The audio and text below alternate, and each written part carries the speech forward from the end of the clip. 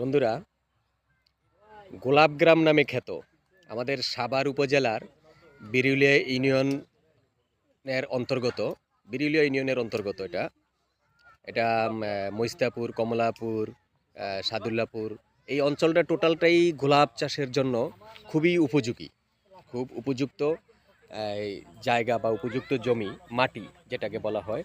এই মাটি গোলাপ আবাদের জন্য খুব খুব উপযোগী। আপনারা দেখতে পারতেছেন এখানে আমি যেখানে এসেছি এই ক্ষেতটাতে লাল গোলাপ এবং হলুদ গোলাপ বা সাদা গোলাপ, রং বেরঙের গোলাপ এখানে আবাদ করা হচ্ছে।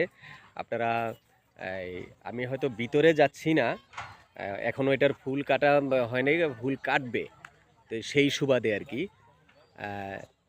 আই সার্চ ফর ব্ল্যাক রোজ, কিন্তু কখনোই পাই না, আমি খুঁজি কিন্তু পাই না। তো আজকে যেই অঞ্চলে এসেছি যেখানে গোলাপের অবাধ চাষ হচ্ছে, আবাদ হচ্ছে, আশেপাশে যতগুলো আছে সবগুলোই গোলাপের আবাদ। আজকে মেঘলা আকাশের জন্য হয়তো আপনাদেরকে আমি পরিষ্কারভাবে দেখাতে পারতেছি না। এগুলো সবই গোলাপের ক্ষেত, গোলাপের আবাদ হচ্ছে। এখানেও আপনারা দেখতে পারতেছেন আমার চতুর্দিকেই গোলাপ গাছ, মানে গোলাপ ক্ষেত, গোলাপের আবাদ হচ্ছে খুব সুন্দরভাবে। অবলীলাক্রমে এখানে গোলাপের আবাদ হচ্ছে।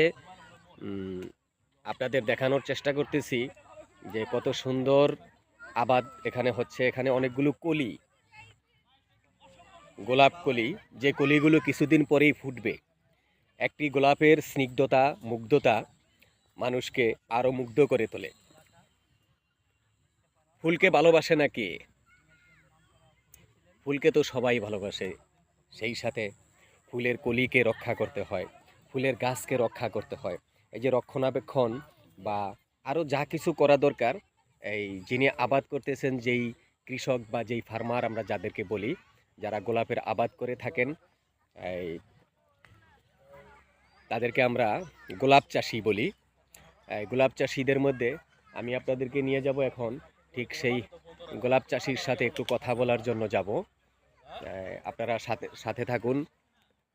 তারা কিভাবে আবাদ করতেছেন এবং আবাদ প্রক্রিয়ায় তাদের বর্তমান অবস্থা কি, কেমন তাদের এই আবাদ প্রক্রিয়ায় তারা কতটা লাভবান, এটা একটু জানবো আমরা। এই যিনি আবাদ করেছেন, যেই চাষি, গোলাপ চাষি, ওই চাষির সাথে আমরা একটু কথা বলবো। সঙ্গেই থাকুন।